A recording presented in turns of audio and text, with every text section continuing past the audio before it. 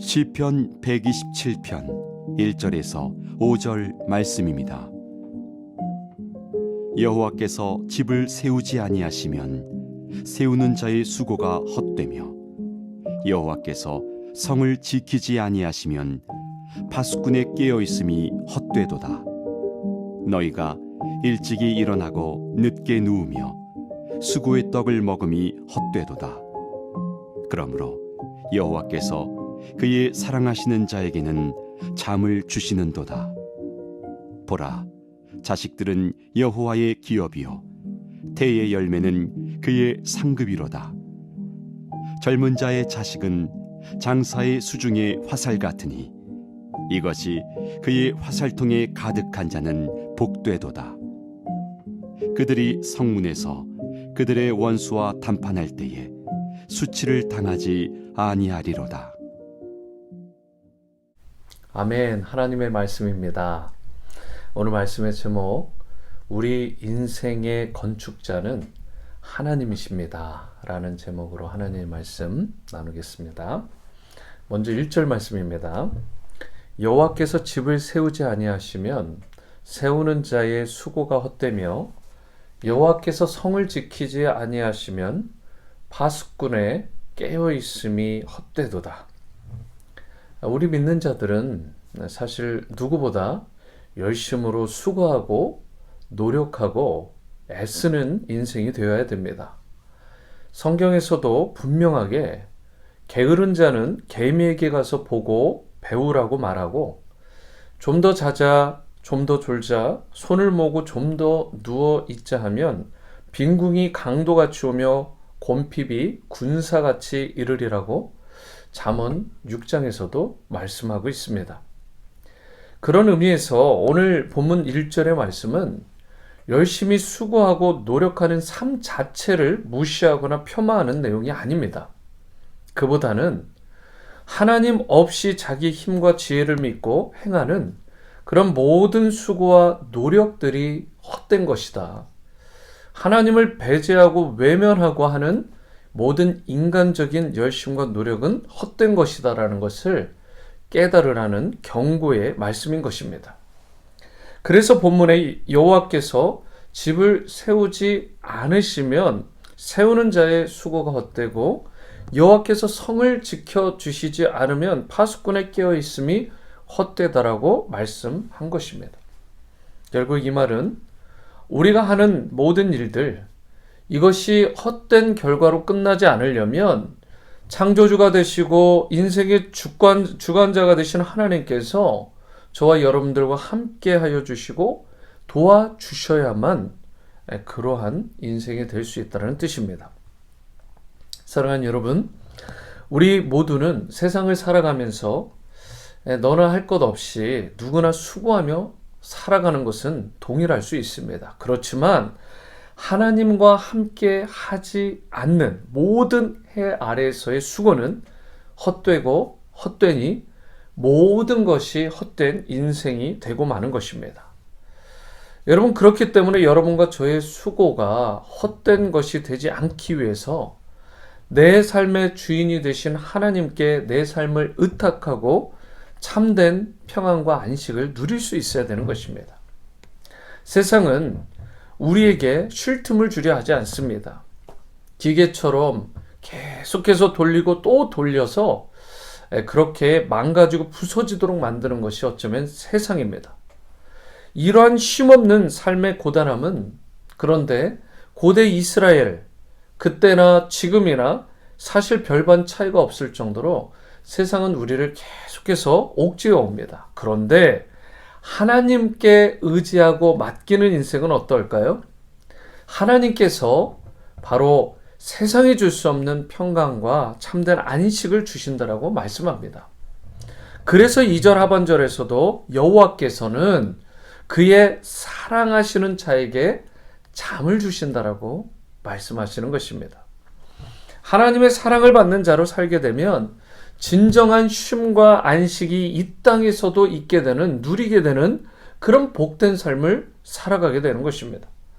하나님의 사랑과 은혜로 염려와 걱정 없이 그렇게 두 다리 쭉 뻗고 모든 피로와 시름들이 다 사라지는 그런 복된 그리고 참된 은혜를 경험하시는 여러분이 되시기를 축복합니다.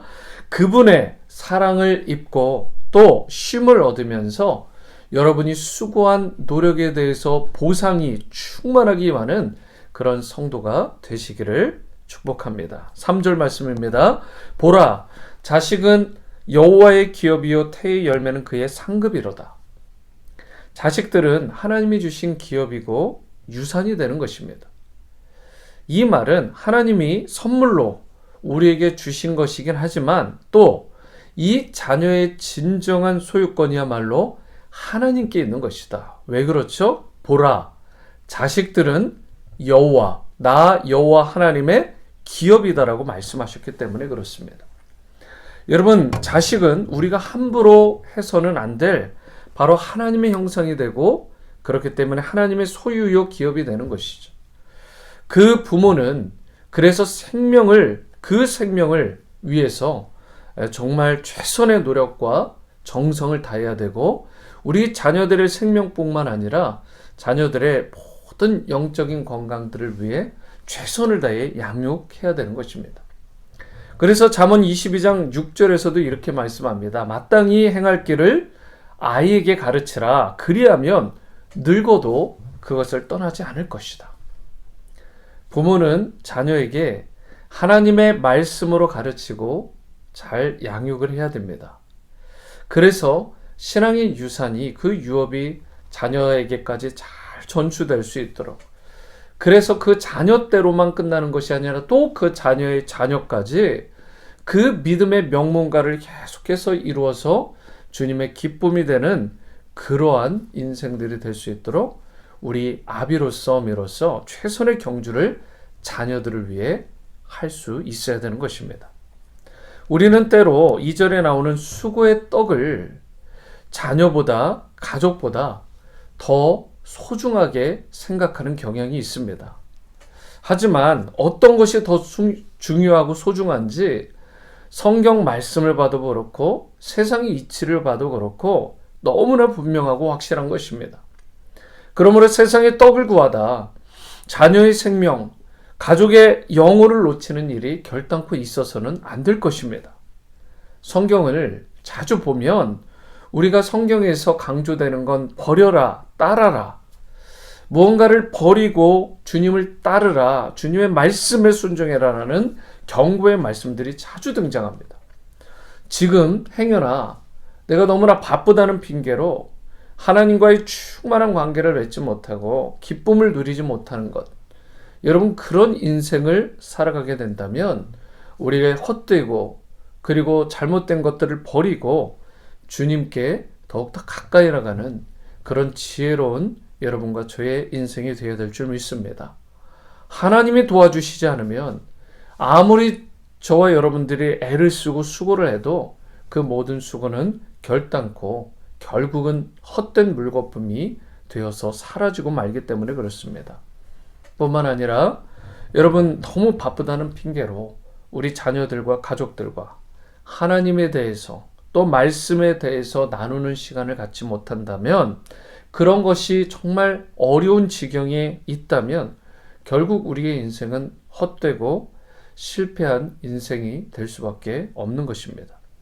이제 하나님과 더욱 충만한 관계를 맺으시길 바라고 그분 안에서 기쁨과 안식을 누릴 수 있게 되기를 바랍니다. 그리고 자녀를 마치 내 것인 양 그렇게 좌지우지하지 않고 하나님의 기업으로 그렇게 여기며 말씀 안에서 그를 사랑으로 양육하며 주님을 더욱 경외하고 또 앙망하고 사랑하는 그런 믿음의 신실한 사람들로 우리 자녀들을 세울 수 있게 되기를 주님의 이름으로 축원합니다. 기도하십니다.